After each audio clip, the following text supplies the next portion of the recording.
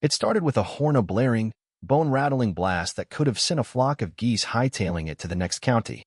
I shuffled to my front door in slippers, squinting against the morning sun, and stopped dead.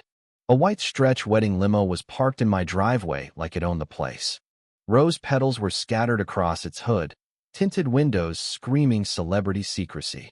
A guy in a tux leaned against my garage, scrolling his phone like he was waiting for a coffee order. I stepped outside, jaw dropped, and managed the only words my brain could scrape together. What in the actual hell is this? For context, I live at the end of a quiet cul-de-sac in Pine Hollow, Texas, a haven of cedar trees and predictability. My house, with its long, private driveway, was a deliberate choice for solitude. No neighbors, no noise, just me and my pride and joy, a gleaming white fishing boat with blue trim, named Indomitable. So, seeing a limo blocking my garage, my front steps, and my boat was like finding a carnival pitched in my yard. No note, no knock, just an idling engine and tuxedo guy ignoring my existence. I cleared my throat. He didn't flinch. "Hey," I called. "You know this is private property, right?" He smirked, not looking up. "We were told it's fine. Just for the ceremony. Done in a few hours." Before I could respond, heels clicked on the pavement. And there she was, Loretta Caldwell, HOA dictator, in a navy blazer that screamed authority, clipboard tucked under her arm, smug smile wider than her overdone lipstick. "Don't be dramatic, Nathan," she said, waving me off like a pesky mosquito. "It's my daughter's big day. Surely you can spare your tacky boat's parking spot for a few hours of joy." I'm Nathan Carter, 42, a mechanic who values peace over people. Loretta and I had history. She'd left notes on my truck for grass 1.25 inches too tall. Tried to find me for a flagpole not in her approved shade of taupe. This wasn't a mix-up, it was her crowning act of entitlement, a calculated move to hijack my driveway, assuming I'd roll over. I took a breath, steadying my temper. "Loretta, you didn't ask. You didn't even tell me.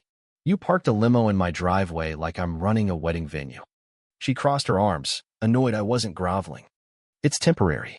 The limo needs to be closed for Sophia's grand entrance. You never use this space, your boat hogs it. Be grateful we're making it useful." "Grateful?" I glanced at the driver, who shrugged, uninterested. "So, you're not moving it?" I asked, giving them one last chance. Loretta's eyes gleamed. "No. Try anything, and the HOA will fine you for harassment. Now, I have a wedding to run." She strutted off, heels stabbing the pavement. I stood there, staring at the limo, then my boat, then back. That's when a wicked idea sparked a petty, perfect plan to show Loretta what happens when you invade the wrong man's turf. I opened my garage, sunlight bathing Indomitable on its trailer. I hitched it to my truck, pulled out with surgical precision, and circled the block. Down the street, the wedding was taking shape on the community lawn, white chairs, floral arch, guests in stiff shoes. Loretta orchestrated, oblivious to the storm brewing. Back home, the limo hadn't budged. Tuxedo guy now sat on its hood. I reversed, parking Indomitable nose-to-nose with the limo's trunk, bumpers inches apart, trapping it between my house and 25 feet of fiberglass defiance. I grabbed a folding chair, planted it on my porch, and sat like a general surveying a battlefield. The driver, confused, circled the scene. "Is that staying there?" I grinned. "You bet." From the lawn, Loretta's scream pierced the air, a raw, throat-shredding wail that sent a squirrel tumbling from a tree. I knew I'd hit the jackpot. The wedding was an hour away, the limo was stuck, and Loretta was about to learn the cost of her arrogance. She stormed down the sidewalk, heels clacking like gunfire, phone in one hand, clipboard in the other, her face a mask of wedding day panic. She froze at the sight of Indomitable, mouth gaping, then barked, "Move that thing now." I sipped lemonade, legs crossed, savoring the moment. "You mean my boat? On my driveway? Just using the space you said I don't need." Her voice shook. "The limo needs to leave post-ceremony. Sophia has a hair appointment, then lake photos." "You've trapped them." I tilted my head. "Huh. Looks tight. Maybe don't park in a stranger's driveway." Loretta's lip quivered. "You're ruining the day. Move it, and we're gone by sunset." "No harm done." I leaned forward, whispering, "Harm was done when you thought my land was your parking lot." She inhaled sharply, realizing guests were watching, and switched to pleading. "Let's not spoil Sophia's day. Just move it." I grinned. I'm teaching you boundaries, Loretta. Physics, too. She stomped back to the lawn, dialing furiously, calling reinforcements. I expected HOA cronies or a tow truck, but what arrived was Bet-era police cruiser, rolling in slow and cautious, like it was summoned to a suburban showdown. Loretta's eyes lit up as she ran to the officer, pointing at me like I'd kidnapped her firstborn. "He's sabotaging my daughter's wedding," she shrieked. The cop, calm, approached me. "Afternoon, sir." "Parking dispute." I handed him a water bottle. Loretta parked a limo in my driveway without asking. I parked my boat behind it, on my property. Now she's mad it can't leave. He nodded, eyeing the setup. "Limo's not yours.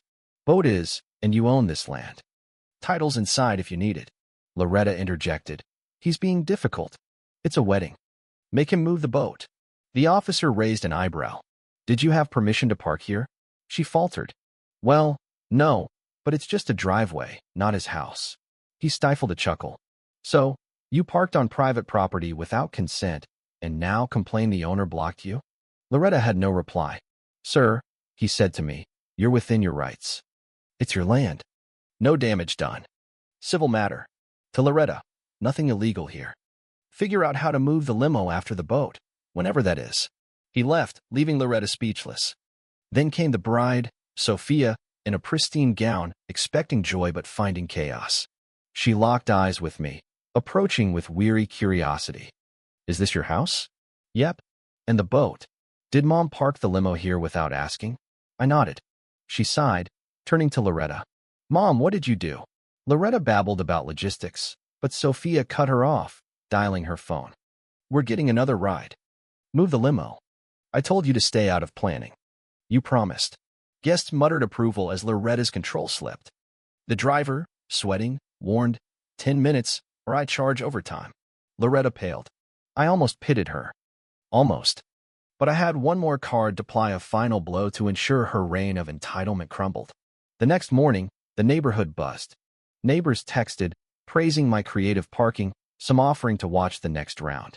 The limo remained, Loretta licking her wounds. By 9:45, a convoy arrived. Loretta's minivan, stuffed with wedding decor and irate relatives, HOA President Harold Winston, clutching his clipboard like a lifeline, and a tow truck, its driver wary. I sat on my porch, coffee in hand, watching the drama unfold. Loretta marched over, eyes blazing. "This has gone far enough. Move that boat."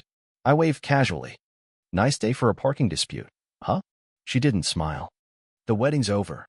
Guests are gone. The photographer missed shots because of your circus. Move it, and we'll forget this." I raised an eyebrow. "Forget? I'm framing this boat limo masterpiece." Harold shuffled up, nervous. "Sir, you're violating community harmony guidelines. Remove the obstruction." I stood. "Community harmony? That's what you call trespassing?" "I've got video, timestamps, 3 witnesses proving Loretta authorized that limo." Harold blinked, deflated. "Be reasonable." "No, Harold. This is entitlement. Until the limo owner apologizes and signs a liability waiver, indomitable stays." Loretta exploded. "You're humiliating me. You did that yourself." I shot back. She called for the tow truck, but I stopped the driver. "Tow anything, and you're sued. This is my land, my boat. The limo's not mine." He backed off, unwilling to risk a lawsuit. Loretta sent her brother, Greg, a slick-haired guy with a silver chain, to plead. "Pal, I get you're upset, but my niece's wedding was ruined. Let's call it even." I gave him credit for sincerity. "Greg, I'll move it in 2 hours. But first, I'm posting this story online. Pictures, videos, all of it. People need to know what happens when you skip permission." Greg paled. "You'll embarrass us." Loretta already did. Loretta, overhearing, snapped, "Fine. What'll make you drop this?" I grinned. "A video apology on the neighborhood chat." She refused, face like thunder. "Then the boat stays. Tomorrow, it's a barbecue pit. Driveway fish fry. You're invited." Silence fell. Sophia returned, apologized, and got Loretta to sign a note admitting she unknowingly used my land. I photographed it, shook Sophia's hand, and moved indomitable. Loretta sat in the limo as it left, jaw clenched, defeated. But Loretta wasn't done. Days later, a letter slipped under my door, HOA letterhead, reeking of her perfume, accusing me of obstructing communal peace and disrupting neighborhood events, with a property review looming. It was her revenge, wielding HOA rules like a club. I didn't ignore it. I compiled their bylaws, highlighting Loretta's abuses, and gathered every petty complaint she'd lobbed: green hoses, aggressive wind chimes. Neighbors shared their own tale: fines for window art, whimsical mailboxes. At the HOA meeting, I arrived with a binder, witness statements, and a high-res screenshot of the limo, timestamped. The clubhouse felt like a courtroom, Loretta scowling up front, Harold mumbling through the agenda. She interrupted. I moved to censure Nathan Carter for hostility during a community event. I stood, binder open. I'd like to respond with evidence. Harold stammered. This isn't a court. Then tell Loretta to stop playing judge.